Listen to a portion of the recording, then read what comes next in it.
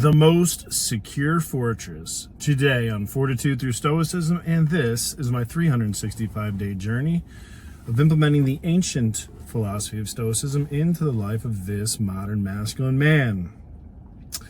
Real quick shout out to my girl Kate, holding me accountable, reminding me that I didn't upload my video this morning, and I'm on my way to the airport, so here we are.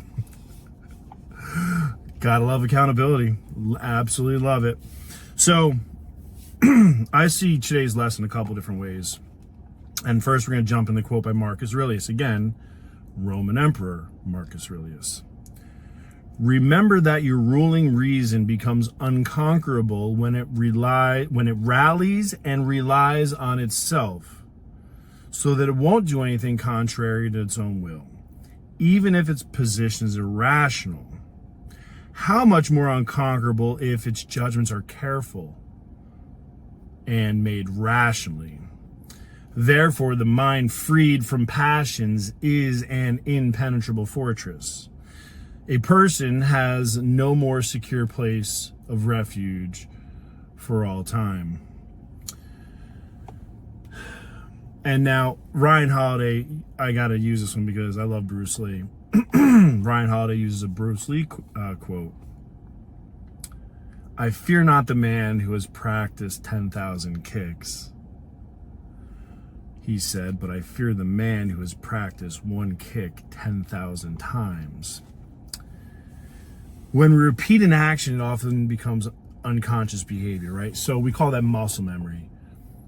The chains of habit are too light to be felt until they're too strong to be broken. So if you're repeatedly doing a habit, you don't feel like it's a habit until you try and stop doing it. Now, this is good or bad.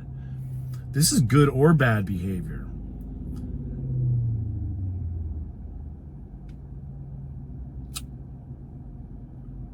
So another quote that comes to mind, again, I think it's Stephen Covey. I'm trying to remember the source of the quote before I actually misparaphrase this.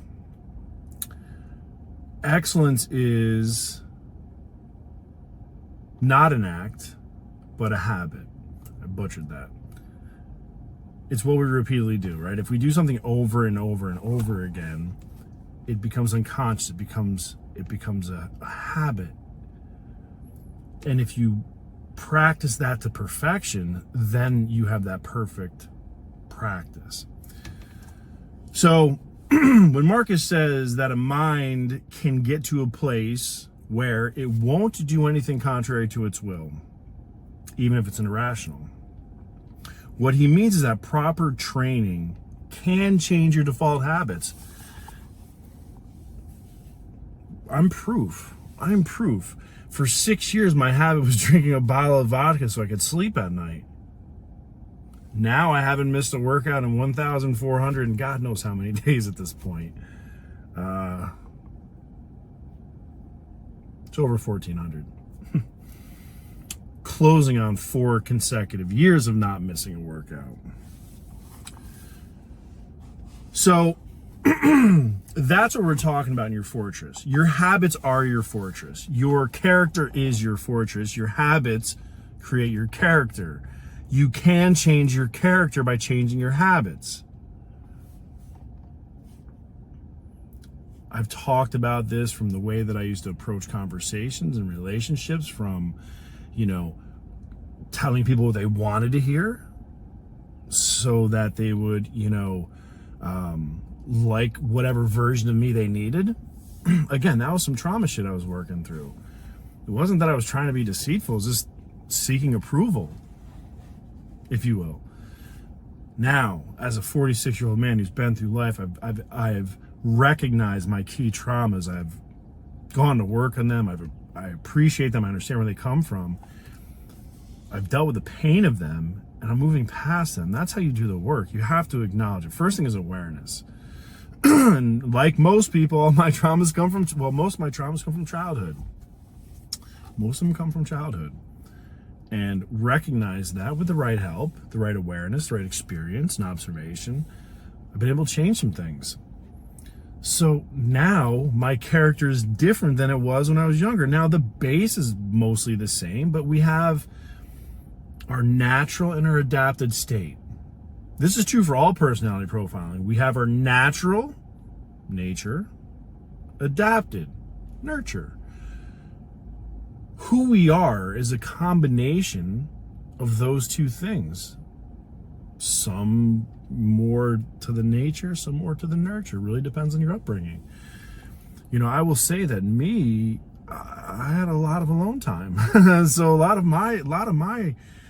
my character development has all been nature. It's kind of at the root of who I am. And then I just, like a diamond, chisel away the outside. First step, the big pieces. What did that look like for me? That drew a line in the sand for me, and that said, your character is going to be everything. Integrity is going to be everything.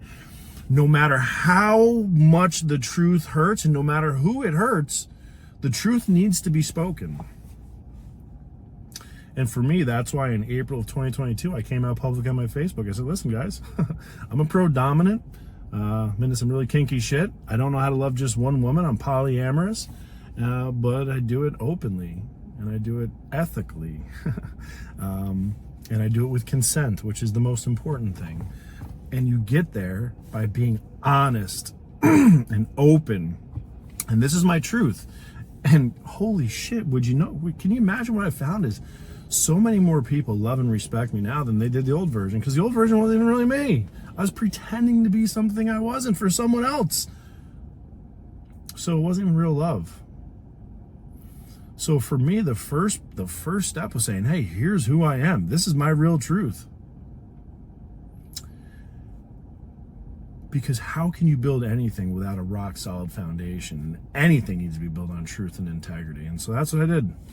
I'm going to close this up. And so I came out and I said, you know, hey, here's who I am. Here's what I do. I lost a lot of people in my life. Business partners said they couldn't be associated with me for whatever reason. Great. My career has flourished in the last 2 years more than I can even possibly have ever fathomed. I do things now that I never even thought. I mean, I always knew I'd be successful. Wealth was never a goal, but I knew it follows inevitably from someone who works the way that I do. I take care of my family, even though they don't talk to me. I send presents, cards, gifts, gift cards. I take care of the people in my immediate circle who choose to love me now. And recently I've come to a big shift, and I realized my value doesn't come from what I do for people. My value comes from who I am. It's a big shift for me. It's a big shift in seeking that validation. You know, the boy who never had it from his father, right? Single mom. Why I reject men, and I try and take care of a lot of women because I, you know, was a single. You know, my mom was a single mom. I watched her struggle tremendously, so I, you know, took it out of my father. So as an adult, I reject most men, and I try and save a hell of a lot of women, but for me, I don't need to do that. And that's where this whole Stoicism journey has really taken me, is I don't need to be so much to so many. And so I'm tightening some energy circles. I am, and I have. Feels good. And no matter what happens to me, my fortress is my defense.